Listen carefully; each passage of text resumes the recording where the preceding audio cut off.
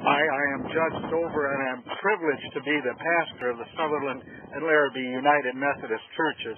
You can join us online at www.slparish.com. Well, today, as you can see, I'm in neither church. I'm not in my office. I'm out at the public lands on Waterman, east of Sutherland. And I came to talk to you about something that just struck me the other day. I was running across some different numbers, some of the stuff I was reviewing online through the news, and I found out that the cost of the war in Iraq and nation building since 2002 up to April 30th at 9 a.m., and this is according to the Congressional Research Center, that war has cost us $528.1 billion with a B dollars, an average annual cost of about $75.5 billion a year. Seems like an enormous amount. Well, at the same day I was looking through, I also caught notice of a Christian Science Monitor article, May 2nd of 2007 by Mark Lang. In that article he says, quote, U.S. gambling interests have seen an 8-fold increase in revenue since 1982. Last year, Americans legally wagered, and that's wagered, not revenues, but wagered, more than $1.1 trillion, more than twice the amount in 1 year was wagered. Along the way, they lost more than they spent on movie tickets, recorded music, spectator sports, video games, and theme parks combined for the whole nation.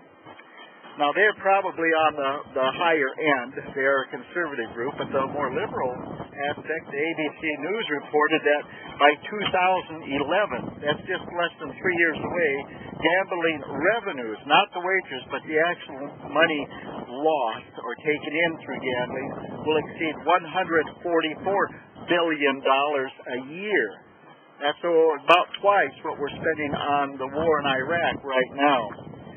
This is what the casinos and other gambling entities legally take in.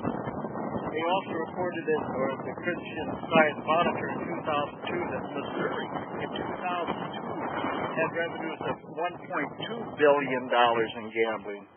And we're not alone. In 1999, the Australian Prime Minister Jay Howard said that they had gambled away over $3 billion a year. Brazil's on a march of over $4 billion a year now. You know, the war in Iraq will end. But when you start looking at the aspect of what we just spend in recreational gambling, it's sorry to think now that we can complain about the cost of war in Iraq when we're throwing that much money away. When you think of what it could be used for. That we complain about the pennies and then throw away the dollars. You know, it is a world that's troubled. And we do have a good measure of how we can work towards it. It's in the Bible. It's in the words of Christ. And it's got to be in our hearts to not be frivolous with that kind of economy. If we have $1.1 trillion a year to wager, then what are we doing not helping out those that need it, that can't support themselves yet? Why isn't it going out of our pockets, not through the stinking government, but through our churches and through our ministry, to actively help rebuild lives? You know, the way William Temple put it, he said the church is the only cooperative society in the world that exists for the benefit of its non-members. We need to start acting.